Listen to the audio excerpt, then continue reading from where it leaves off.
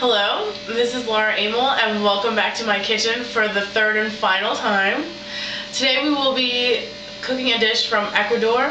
It's Ecuadorian shrimp ceviche. And we're just going to run through some of the ingredients very quickly.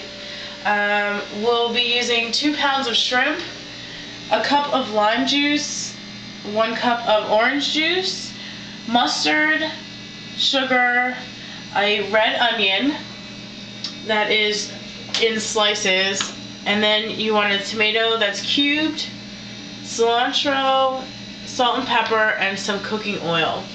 And what we'll be doing first, I've already prepared the onions in a bowl. They'll need to be soaked in lime juice for about 30 minutes. So we're going to go ahead and do that now. And then when we come back, we're going to blanch the shrimp in very hot water. You boil water, and we're going to put it in there for 2 to 3 minutes. So we'll see you very soon. Thank you. Okay, now we're going to blanch the shrimp. So we have the water at a boil in the pot, and we put a bunch of salt in there as well. And we actually have this nice little strainer thing that we're going to put the shrimp on so that when we pull it out, we can reserve the cooking liquids at the bottom, because we're going to use that in our mixture later. So here's 2 pounds of shrimp, and we're going to put it in the boiling water. And we're going to let that go for 2 to 3 minutes. And once that's done, like I said, we're going to reserve the liquid, and we're going to add it to this mixture here, which is basically all of our liquid mixture, or liquid items that I had mentioned before in the ingredients. Then we will add the tomatoes and the onions that are in the mixture, soaking in the lime juice, which is right here. So we'll be adding that as well. And then when that's all done, we'll be putting in the shrimp, and that'll all refrigerate for about an hour, which is optional. I might do it for a little bit longer than that, just so everything really soaks in and creates this nice flavor for us. So we'll be right back when all of this is taken care of.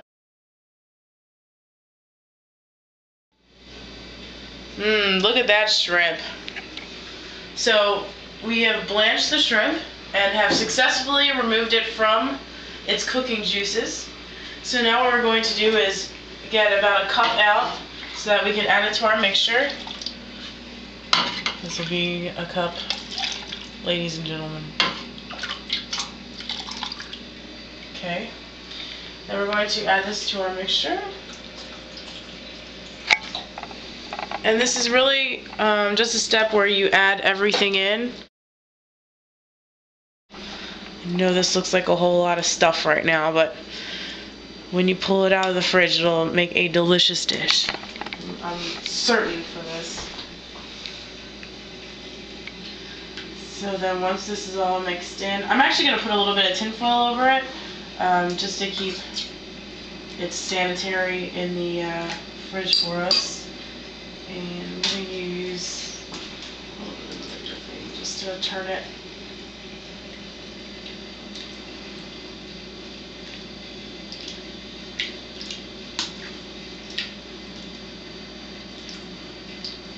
And it tastes delicious. So let me just remind you that we have a whole bunch of different flavors in here. Lime juice, a little bit of lemon, some sugar, tomato. So this really is going to mix very, very well, and hopefully give us a wonderful surprise. And now the shrimp makes more of a soup, and it's more of a meal. There are different ways to make ceviche. You know, with you can use a variety of flaky whitefish, and it could be more of a dip. But right now we're going to be using shrimp, obviously, and this is going to be more of a meal for us. So I'm just going to go ahead and put some more tin foil on it and put it in the refrigerator, and then when it's done, we'll see what the critics think of our meal. Thank you.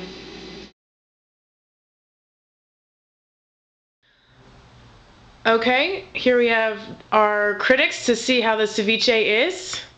It is now refrigerated and cold, and as you can see, it's just, you know, in the dish. Looks pretty nice. Oh, of course.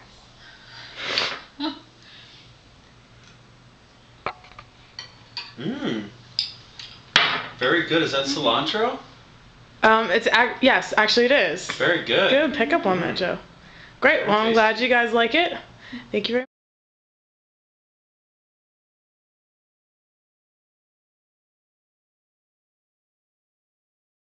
Okay, so this is my friend Tristan. He is down in Ecuador doing Peace Corp. So Tristan, say hello. Hi everybody. Sorry for it being a little bit blurry. He just informed me that they're having a storm. So Tristan, if you could maybe explain your experience down there, how the business practices are a little bit different from the United States, we would benefit greatly from that. Well, I live here in Baños, Ecuador. Currently I'm in Cuenca, which is one of the largest cities in Ecuador. Third largest, and it's also very important as far as business goes. Mostly here it's purely agriculture. Ecuador is one of the largest exporters of bananas in the world, and they also have a huge floral exportation as well. And one of the main business differences I've noticed here is there's no personal liability insurance. So if you, let's say you own a restaurant and someone can't sue you for having a bad step or something along that line. So that I found was quite different than the U.S. Okay. Great. So how are the people then down there in terms of doing business? Is it more negotiation? Is it like a friendly type of business? Is it formal? Is it informal? Well, it all depends on actually what part of Ecuador you're in, because the larger cities, such as Guayaquil and Quito, were captive. Business is conducted at a very, I guess you could say, American or Western European standard, where everyone's on time for meetings, everyone's formally dressed. But then in the town where I live, everything's a lot more informal. People show up late to meetings, not always dressed what you might consider business appropriate. Sometimes jeans and a t-shirt is all that's required. As far as business practices go, they take everything very seriously, and when they say they'll do something, they'll do it, but it might take a little bit longer. There's a phrase down here called ya mismo, and that essentially means 5 minutes or within the next 2 days. So if someone tells you something's going to get done ya mismo, you're not quite sure when it's going to get done. And that's ya mismo? Yeah. Okay. Great. So that's a good survival phrase to know. Ya mismo, and that means in 2 minutes or 2 days? It could mean if you're talking to someone on the phone and they say, "Oh, I'm going to arrive ya mismo," you don't really know when to expect them, but you know that they'll eventually show up. Okay, great. One of the phrases I found most useful here in Ecuador is "cuánto cuesta," which means how much does that cost? ¿Cuánto cuesta? ¿Cuánto cuesta? Okay. Because here it's very much a bargaining culture outside of these stores. Mainly like the markets and the smaller towns, you'll go there. Let's say if you want to buy an alpaca blanket, and they might say the price for that is around $40, and that's usually a very inflated price, so you can usually get it for about $30, maybe even $25, depending on how persistent you are about it. Okay. So that's a really good phrase. And the taxi drivers as well, you'll get into a cab. There's no meters here, with the exception of the capital city. Okay. So you get into a cab and you have to negotiate a price. So it's pretty good, at least to know your numbers, 1 through 10. Okay. And another big thing here is that Ecuador uses the U.S. dollar, so you don't have to worry about any sort of conversion or anything, although the dollar here goes a lot farther than it does in the U.S. Right. Okay. So you don't have to familiarize yourself with the new monetary system. It's quite nice for travelers. Great. How do you say dollar in Spanish? Dollar or billete. What was the other one? Billete. Okay. Like a bill. I guess when you're meeting somebody, how does a meeting go then? They're very, very formal here. So if you walk into a room filled with 100 people, it's expected if you walk around and shake everyone's hand. And usually with a woman, you give them a little kiss on the cheek and they reciprocate as well. Usually it depends on who you're talking to. They're all about formalities and titles here. So if someone has a doctorate degree, you would call them an ingeniero, which means engineer. or doctor. So you have to be very careful when addressing people that you use the correct title. So if you were to greet an elder or someone very respected in your community, you would say, ¿Cómo está usted? And that would be showing that you're acknowledging that they're of almost a higher social or they're elder than you are. Okay. Great.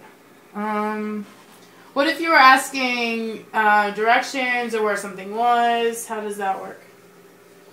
Well, we found here that everybody has a different interpretation of where something might be or how far it is. So a lot of times you'll ask anybody in the street, you'll say, ¿Dónde está? And then you'll ask, ¿Dónde está el aeropuerto? Which is, where's the airport? And some people will say, they'll just point in a direction and they'll say that way.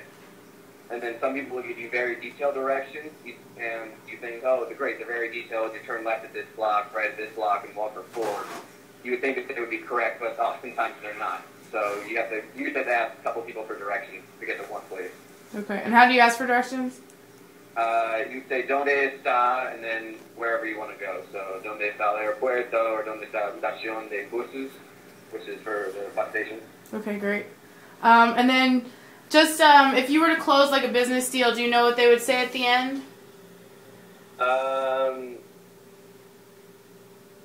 Not entirely, because it all depends on how well you know a person. Some you just might say nos vemos, which means we'll see each other, or yeah. I mean, I have not personally closed a business deal, so I'm not entirely sure on the etiquette of that. Okay.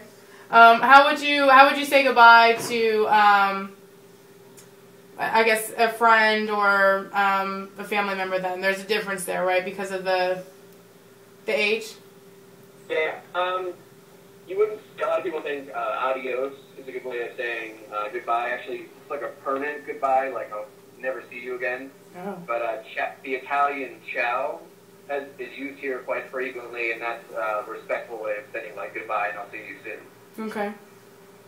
One last thing. How do you say I'll see you at the bar? Nos vemos al bar muy pronto, which means I'll see you at the bar very soon.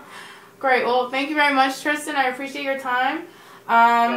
If you just want to say bye to my class, we thank you very much, and hopefully we'll see you soon.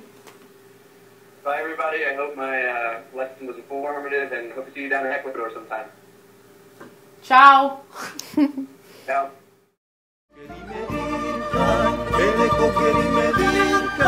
Como una cosa perdida, donde no sepan de mí.